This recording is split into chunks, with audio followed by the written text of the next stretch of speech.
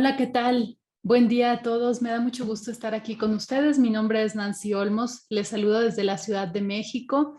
Formo parte del equipo de experiencia de clientes de Blackboard para América Latina y el Caribe. Y el día de hoy estoy aquí con ustedes para compartirles precisamente alguna reflexión con respecto a cuál es la perspectiva de la actual de la educación y cómo todo lo que hemos venido viviendo nos prepara para el regreso a una presencialidad enriquecida. Me da mucho gusto estar aquí y espero que los siguientes minutos sean de valor para ustedes, que puedan ayudarles a generar ideas, a plantear cada uno en lo personal, ¿verdad? ¿Cómo es que vamos a enfrentar este regreso a la presencialidad? Bueno, traigo unos slides preparados para ustedes precisamente con la intención que podamos no solamente escuchar, sino que podamos imaginar toda esta información, toda esta idea. Les saludo con gusto haciendo memoria un poco de lo que ha sucedido en los últimos, ya no vamos a decir meses, ya podemos hablar de casi 2 años desde que entramos en esta situación de emergencia, ¿verdad? Desde el lado de Blackboard, para nosotros siempre ha sido importante formar parte como un socio estratégico de las instituciones que permiten que la educación llegue a todos. Y esto no cambió, sino que se acrecentó, ¿verdad? Con la vivencia de estos últimos meses, de estos últimos casi par de años. Entonces, en función de eso, los invito a que recordemos un poco. ¿Qué sucedía en enero del 2020? Ustedes estaban listos para un regreso a clases. Hubo quienes tuvieron la oportunidad de participar a lo mejor de algún periodo académico de verano, dependiendo de los calendarios de cada país, ¿verdad? Pero todos visualizábamos un año nuevo. Veníamos de hacer propósitos, de formular algunos propósitos para este próximo año. Muchos de ellos tenían que ver con nuestra vida escolar, ya sea como docentes, como estudiantes. Algo teníamos en mente que queríamos realizar. Ajá. Sin embargo, pues, ¿qué pasa? Llega a marzo del 2020, el 11 de marzo, la Organización Mundial de la Salud reconoce que hay una pandemia. Y a partir de eso se declara un cierre global, un cierre de actividades en las distintas esferas de la vida productiva humana, en las distintas esferas personales. Nos enfrentamos a un cierre por esta situación. ¿Qué pasa de frente a la educación? De frente a la educación, bueno, pues instituciones, socios estratégicos de las instituciones educativas, de los gobiernos, de los particulares que están involucrados con la educación, pues nos replanteamos las cosas, cómo tienen que suceder. De repente pensamos que esto va a durar a lo mejor un mes y algunas semanas más. Estamos planeando que tal vez va a ser una contingencia que se va a resolver pronto. Nos damos cuenta de repente de que no es así. Entonces, eso nos hace pensar en grandes retos que enfrentamos. ¿Por qué? Porque la educación cambió tal cual como la conocíamos. Este cambio se da de forma repentina, de un día a otro. Todo dejó de ser un rumor y pasó a ser una directriz a nivel de países.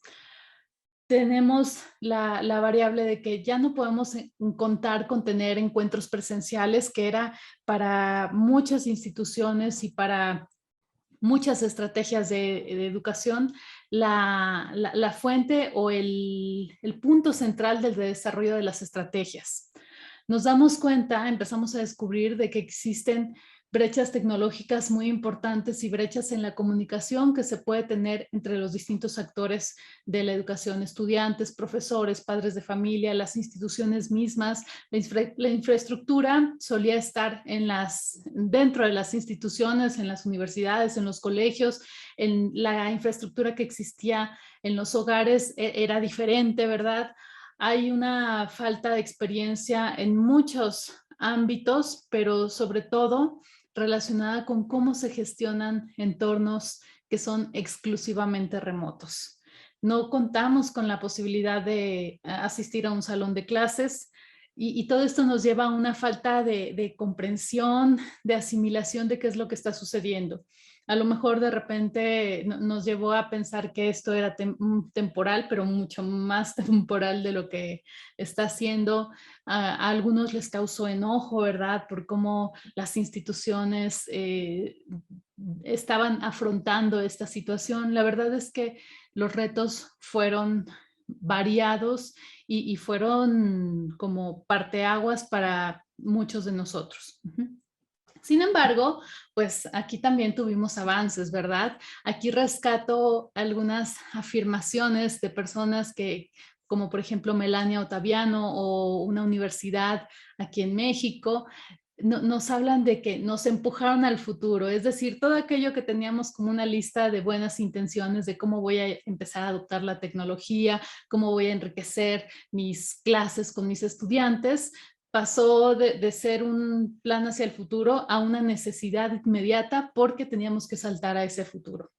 Y por ahí también me llama la atención esta afirmación de que quedó abierta la puerta a la incorporación de las herramientas tecnológicas. Eso es verdad. Una colega mía de hace algunos años me escribió un mensaje de texto. Me dice, Nancy, se está volviendo realidad tu sueño. Los profesores están usando la tecnología. Siempre he creído en el valor del uso de la tecnología con un fin de educación, en el diseño de experiencias de aprendizaje y bueno, por supuesto que esto, más allá de la situación que se estaba dando, para mí fue una buena noticia que pudiéramos acceder a la tecnología, aunque nos enfrentamos a estas brechas. Pero los avances que logramos al respecto fueron también importantes, hablando desde lo más global hasta lo más particular. Los gobiernos se adecuaron sus políticas públicas, a lo mejor llevó algún tiempo, a lo mejor todo esto se sigue moviendo, se sigue gestionando, pero se abrió la puerta para que se adecuaran estas políticas públicas y se actualizaran los mecanismos de regulación que se tenía con las instituciones. Las instituciones, bueno, entraron en un proceso de una evolución acelerada en cuanto a la estrategia, de su modelo educativo, las estrategias para llevar a cabo esta misión y visión que tenían definidas, tanto como su infraestructura y la forma en la que podían incidir o impactar, apoyar a los docentes y a los estudiantes para que fueran parte de este cambio, de esta evolución. Los profesores, pues por supuesto, desarrollaron una serie de habilidades nuevas para la enseñanza digital, comprendieron algunas cosas que en otro escenario a lo mejor les hubiera llevado más tiempo comprender o darse cuenta de esto. Los estudiantes también, muchos empezaron a valorar el trabajo autónomo, la capacidad de que ellos pueden gestionar su aprendizaje. Otros, por supuesto, se sintieron perdidos, pero esta fue la oportunidad de que dieran el paso en madurez como estudiantes, ¿verdad? Y para todos esto fue una oportunidad para desarrollar una conciencia de qué cosas deben mejorar. Hubo prácticas que se dieron por primera vez y que los estudiantes valoraron, los profesores reconocieron como prácticas positivas y todo esto es parte de los frutos positivos de esta situación. Sabemos que esto no trajo solo estos elementos buenos que les digo, este avance, sabemos que también adquirimos ese compromiso o esa deuda del rezago de un incremento en esa brecha para la educación, para acceder a la educación. ¿Por qué? Porque las clases presenciales se detuvieron. Algunas instituciones no continuaron ni siquiera con un esquema remoto de emergencia. Hubo quienes lo hicieron, pero tiempo después, en lo que estuvieron en forma o con las condiciones necesarias para poder hacerlo. Eso provocó que hubiera una falta o un vacío en educación para los estudiantes. Y ese es un reto con el que nos quedamos, a pesar de que ahorita ya estamos teniendo otro tipo de conversaciones de cómo vamos a regresar, de cómo vamos a enfrentar el después de la pandemia. Esta es una deuda con la que nos estamos quedando y tiene que ser importante que la reconozcamos para afrontarla. Además de eso, bueno, sabemos ahora que estamos en tiempos de regresar Hace casi un año, bueno, hace un año precisamente, noviembre del 2020, esta era la perspectiva del regreso a clases. Había ya muchos países que habían regresado de forma gradual o estaban haciendo los primeros intentos o los primeros experimentos también, porque las condiciones con las que se regresa a la presencialidad no son las mismas que existían cuando nos fuimos. Un año después, tenemos precisamente la historia. Hace algunos días tuve la oportunidad de revisar, bueno, cómo van los planes de regreso de los distintos países de América Latina hacia las clases presenciales en la forma o las nuevas clases presenciales que vamos a tener. Bueno, aquí ustedes pueden ver en la gráfica, ¿verdad? Cómo hubo por ahí un país que nunca dejó de tener clases, se fue adecuando en los métodos, pero la mayoría de los países sí nos detuvimos y el regreso a la presencialidad ha sido de forma gradual, a veces a nivel de las provincias, a veces en lugares en los que las condiciones pueden ser más controladas, pero aquí vemos cómo ya en estos últimos meses tenemos noticias de más países que están regresando a clases o países que ya han hecho una declaración formal de que se va a regresar con algunos planes para poder alcanzar este regreso. Pues ya estamos aquí. Pero ¿qué va a significar ahora este regreso a la presencialidad? Va a significar que nuevamente los dispositivos de tecnología salen del salón de clase y lo utilizan los estudiantes para el entretenimiento en los pasillos o para otras actividades que no son las de la educación. Significa que los profesores hacen un inventario de todas las habilidades que desarrollaron y las guardan en cajitas para estar listos para aplicarlas cuando se presente una nueva emergencia. Ojalá que no, ojalá que no, y ese es mi mejor deseo, que no estemos pensando en empacar, sino que estemos pensando en capitalizar. Tanto la UNESCO como la Organización Internacional del Trabajo, la UNICEF y el Sindicato Mundial de Docentes reconocen que los docentes durante toda esta crisis fueron capaces, demostraron su capacidad para garantizar que el aprendizaje no se detuviera y que ningún alumno se quedara atrás. Pero aquí la pregunta que yo les hago a ustedes es, ¿cómo aseguramos que con este regreso a las clases presenciales el regreso no sea símbolo de retroceso?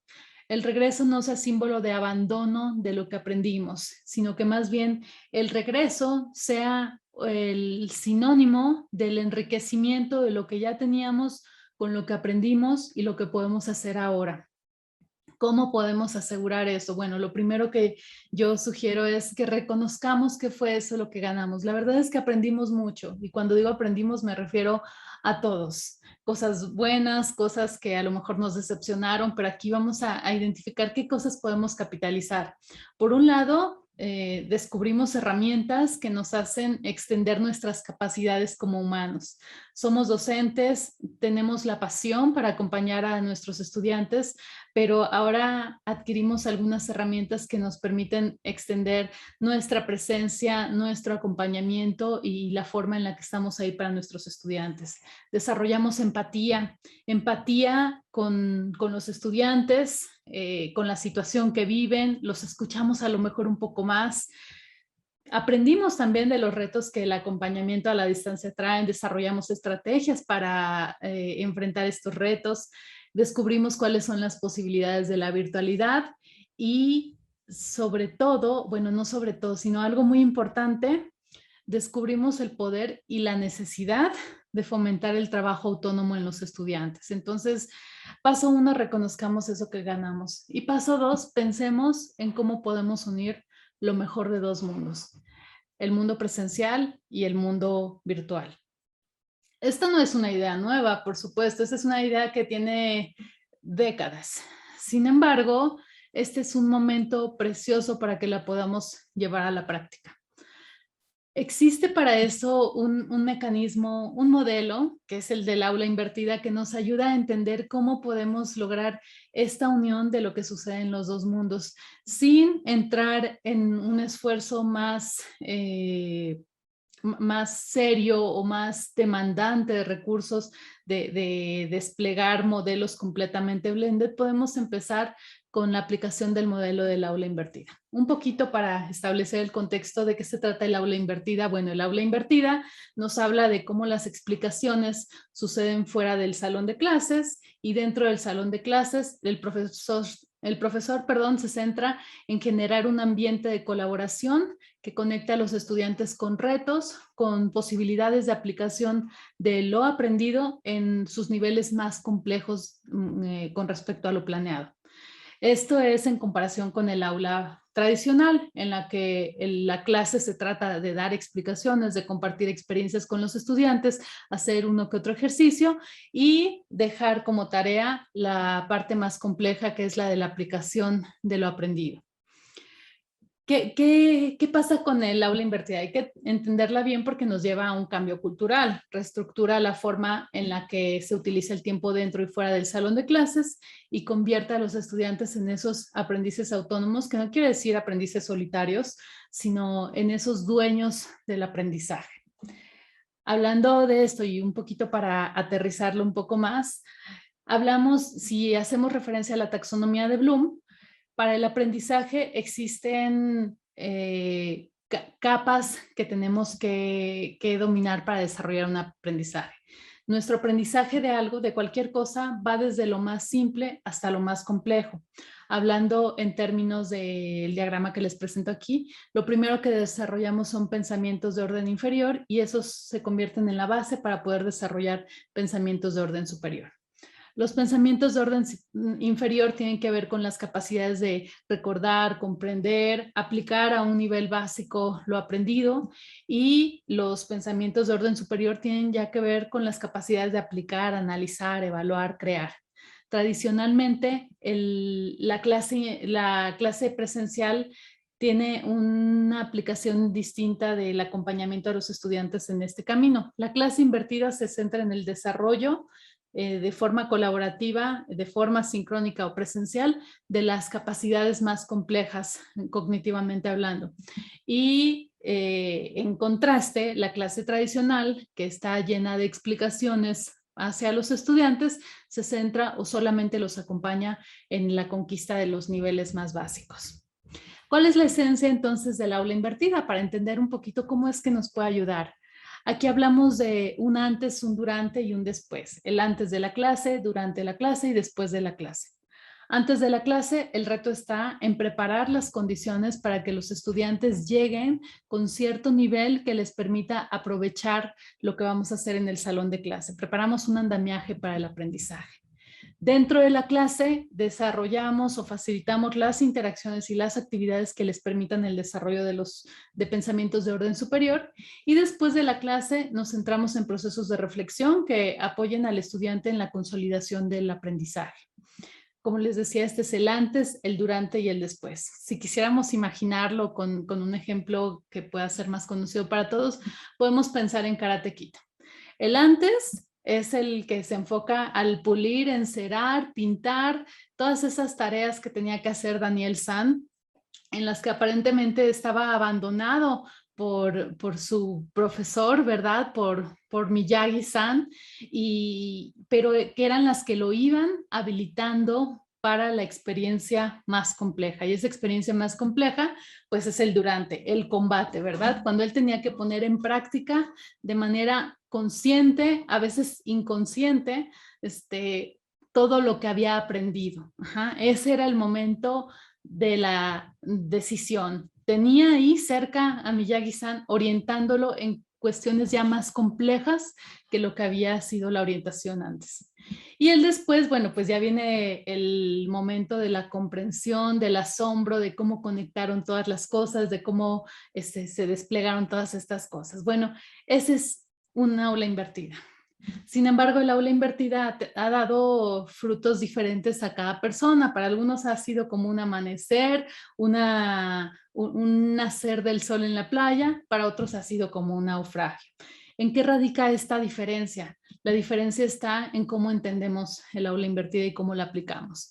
Hay quienes han pensado en el aula invertida como, pues es lo que yo ya hago, ¿no? Antes les dejo una serie de lecturas, a veces tesis doctorales, ¿verdad? Durante, para lo que me preparo es para responder las dudas de mis estudiantes y si no llegan con dudas, pues doy la clase. Y el después, ahí les dejo los ejercicios más complejos para que ellos aprendan.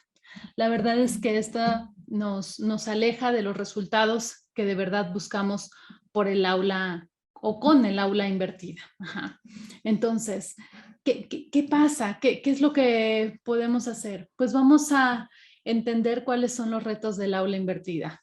Los 3 retos principales son cómo mantenemos motivados a los estudiantes, cómo nos aseguramos de que nosotros como docentes les ofrecemos el mayor valor posible, a lo mejor no a través de nuestros relatos, pero con la experiencia que tenemos, ¿cuál sería el valor diferencial de nosotros al interactuar con los estudiantes? Y finalmente, ¿cómo extendemos nuestras capacidades? ¿Cómo utilizamos la tecnología para de verdad lograr este acompañamiento y estos resultados para los estudiantes? Ajá. Bueno, pues muchas veces estos retos los enfrentamos en el antes, en el durante y el después. Aquí lo importante es ver cómo los enfrentamos para lograr ese aprendizaje que buscamos. Ajá.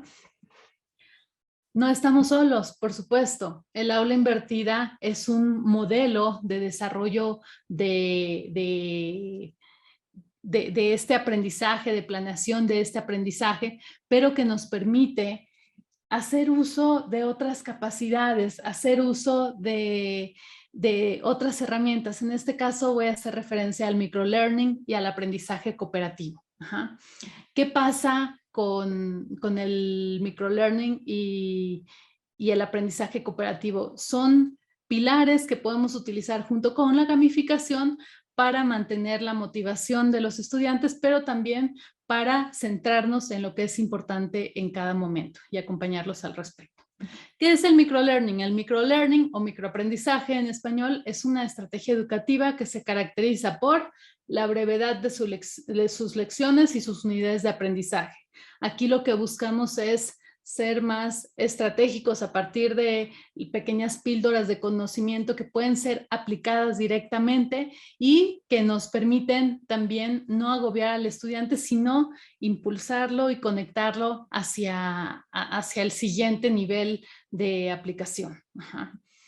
Si quisiéramos destacar 3 elementos básicos del microlearning, está el contenido que se da en multiformatos, las dosis de información son pequeñas, información pequeña, actividades pequeñas, que nos permiten irlo consumiendo e irlo aplicando rápidamente y la posibilidad de relacionar todas las ideas que forman parte de estos pequeños componentes.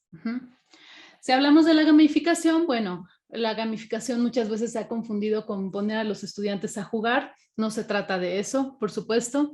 La gamificación, aunque sí tiene que ver con el juego, se trata más de cómo utilizamos el pensamiento lúdico, que es el pensamiento que se aplica al desarrollo de juegos, cómo utilizamos ese pensamiento y cómo utilizamos las mecánicas que se utilizan en el juego para poder enganchar de una forma activa a los participantes en un proceso. En este caso, en el proceso de enseñanza-aprendizaje, en esa labor de aprender. Mecánicas como la narrativa, contar una historia, la progresión, que haya estadios que lograr, indicadores que nos vayan mostrando este progreso, el involucramiento, motivadores para compartir, el aspecto social, la cascada, la liberación de información continua y el enfrentar restricciones. Bueno, estos son algunos de los elementos que podemos aplicar. Pero ¿cómo es que conecta todo esto? ¿Cómo conectan las habilidades que desarrolló el docente con lo que es el aula invertida, los principios del microlearning y de la gamificación? Bueno, vamos a pensar en cómo integramos tecnología y docencia para guiar al estudiante en todo momento. Hablamos de cuáles son los retos de un estudiante, ¿verdad? Los retos del profesor para aplicar esta metodología. Entonces, vamos a pensar en algo sencillo y con esto estoy por concluir, pero quiero que presten atención, tomen nota. ¿Cómo podemos enriquecer el antes? ¿Cómo me aseguro de que los estudiantes se involucran con las actividades que les van a ayudar a prepararse para esta experiencia? Pues les voy a ofrecer contenidos breves, que estén en multiformato, que ellos mismos puedan valorar como útiles, que seamos estratégicos en la selección tanto de recursos como de actividades, que los conectemos con la realidad, que les permitamos identificar la ganancia que este aprendizaje les va dando, que les vayamos marcando pequeñas metas que ellos tienen que completar y que los van llevando al camino mayor, que les mostremos cómo van progresando, que podamos irles liberando información conforme vaya siendo necesaria, que podamos abordar ese aspecto social que les permite a ellos involucrarse. Cuando hablamos del durante, que es el espacio en el que el profesor se tiene que asegurar de tener el rol fundamental, aprovechar, bueno, no el rol fundamental, es más bien aprovechar la colaboración, la presencia de todos los estudiantes, ya sea de manera síncrona, remota o síncrona presencial, pero aprovechar esa riqueza de que esté el experto con los estudiantes activos participando. Aquí tenemos que pensar en desplegarles un gran juego que involucre estas mecánicas de las que les hablé. Tenemos que mantenernos con los contenidos breves y útiles, pero aquí la intención no es que los estudiantes se pongan a leer, sino que tengan herramientas para que nosotros no seamos el cuello de botella en las dudas que ellos puedan tener. Les vamos a plantear retos en colaboración, les vamos a permitir igual, vamos a mantener la ganancia que sea identificable y el progreso que sea visible. Les vamos a dar información conforme sea pertinente de acuerdo al proceso que cada uno vaya viviendo. Les vamos a distribuir contenidos y vamos a ir reconociendo los avances que ellos logran. Eso es en el durante. Imagínense la explosión de interactividad, de reto, de posibilidad de participación, de ganas de participar. Y para el después vamos a pensar en actividades pequeñas. Aquí lo que buscamos es que los estudiantes puedan hacer el cierre de la historia, que puedan hacer un recuento de lo que aprendieron, que puedan identificar cómo lo pueden capitalizar y cómo lo pueden trasladar hacia el futuro. También cómo pueden, más bien nosotros reconocer los logros y que ellos mismos sean conscientes de eso que han logrado. Pues esto que les estoy describiendo a lo mejor está bueno para un ejército de profesores, ¿verdad? Considerando que sea un grupo de profesores quienes tienen a cargo el grupo y no un solo profesor. Bueno, en realidad aquí es donde entra el valor de todo lo que hemos aprendido. ¿Por qué? Porque para acompañar de esta forma, para centrar el diseño de la experiencia de aprendizaje en estos escenarios motivadores, retadores y que pueden llevar a nuestros estudiantes a desarrollar las competencias o los resultados de aprendizaje que esperamos, pues necesitamos un apoyo. Y ese apoyo puede ser ese entorno virtual de apoyo al aprendizaje, esa plataforma. En este año creo que los profesores han conocido más Blackboard Learn, Blackboard Collaborate que en muchos otros años. Cómo a través de este entorno virtual de apoyo al aprendizaje podemos desplegar lo que el estudiante va a necesitar en el antes, cómo lo voy articulando en una serie de actividades, en una serie de contenidos que tienen una secuencia que va a llevar a los estudiantes a llegar listos para enfrentar la experiencia de aprendizaje o ese gran juego que los va a llevar al desarrollo de la parte más compleja de lo que hay que aprender. ¿Cómo puedo utilizar la plataforma para entregar contenidos? Pero no nada más aventar contenidos, sino darles el sentido, la secuencia, el momento en el que los van a utilizar, contenidos que sean seleccionados estratégicamente o creados estratégicamente o seleccionando la parte que es relevante.